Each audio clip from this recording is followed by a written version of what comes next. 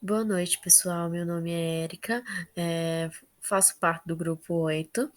Nosso tema é bloqueadores neuromusculares e ganglionares.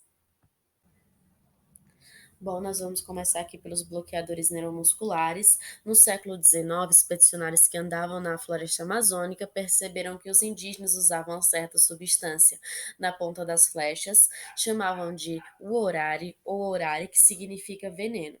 Posteriormente foi dado o nome aí de curare. O curare ele é um paralisante muscular, ele começa paralisando os músculos de contração rápida, para por fim paralisar os músculos da respiração. É por isso que a presa ela não morria no momento em que era atirada a flecha. Ela ainda demorava um pouquinho e por isso também a carne ficava fresca por mais tempo. Com a descoberta do curare, né, foram surgindo aí novos bloqueadores neuromusculares. Descobriu-se também-se que eles atuam em receptores nicotínicos da junção neuromuscular, prejudicando a transmissão do impulso nervoso e resultando no relaxamento da musculatura. Eles podem ser classificados em antagonistas competitivos, bloqueadores neuromusculares não despolarizantes, como pancurônio, atracúrio, cisatracúrio, vecurônio e rocurônio. Como podemos ver aqui na imagem, o rocurônio ele compete com a acetilcolina. Quando ele liga-se a esse receptor nicotínico, ele não o ativa. Então, consequentemente, não tem entrada de sódio nem saída de potássio aí pela membrana.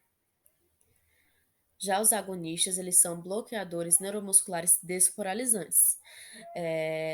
O mais conhecido aí é a succinilcolina. Na primeira fase, a succinilcolina, ela liga-se ao receptor nicotínico, o ativa,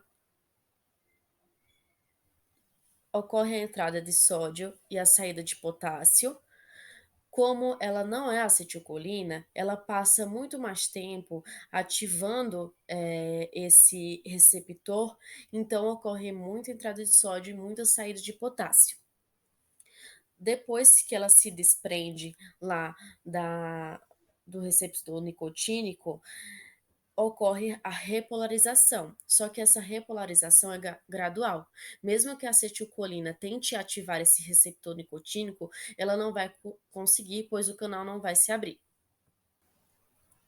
Esses fármacos não possuem efeitos, sim, ingeridos de forma oral, por isso que eles são aplicados por via intramuscular, intravenosa.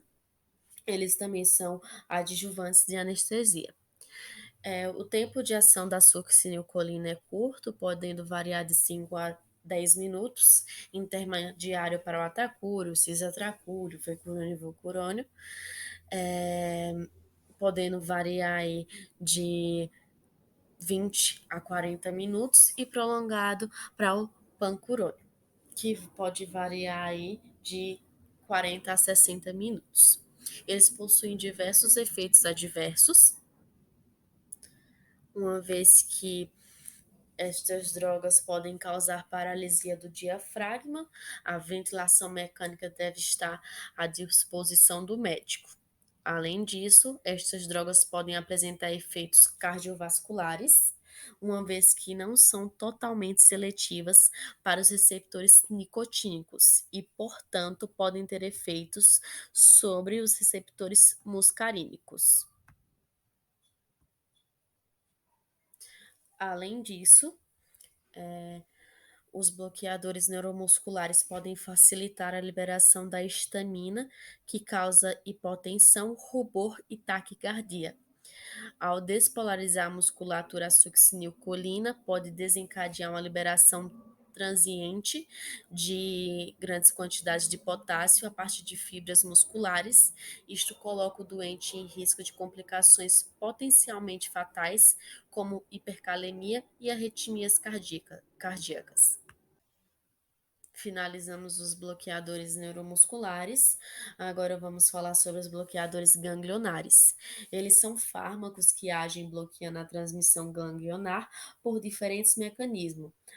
pela interferência na liberação da acetilcolina, pela indução de despolarização prolongada ou por interferirem na ação pós-sináptica da acetilcolina. Eles atuam aí no sistema simpático, parasimpático e na inervação simpática da suprarrenal. Os locais de ação dos bloqueadores são os receptores nicotínicos. Existem aí duas classes desses fármacos que bloqueiam os receptores nicotínicos ganglionares. A primeira classe é a nicotina. Eles estimulam a ação tipo acetilcolina, então bloqueia, causando despolarização persistente. Na segunda classe, nós temos o timetafano e o hexametônio. O timetafano ativa por competição com a acetilcolina, análogo ao mecanismo de ação do curare. O hexametônio parece bloquear o canal após sua abertura, encurta a duração da corrente de fluxo, porque o canal aberto se oclui ou se fecha, assim o potencial de ação inicial é bloqueado e a transmissão ganglionar é inibida. Nós trouxemos aqui também o efeito do bloqueio ganglionar. Nas arteríolas, causa vasodilatação, aumento do fluxo sanguíneo periférico, hipotensão. Nas veias, dilatação, acúmulo periférico de sangue, redução de retorno venoso, diminuição do débito cardíaco. No coração, taquicardia. Na íris, causa midríase. No músculo ciliar, cicoplegia, focada na visão à distância.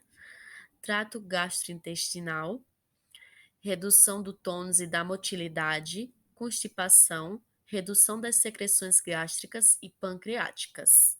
Na bexiga, retenção urinária e nas glândulas salivares, serostomia.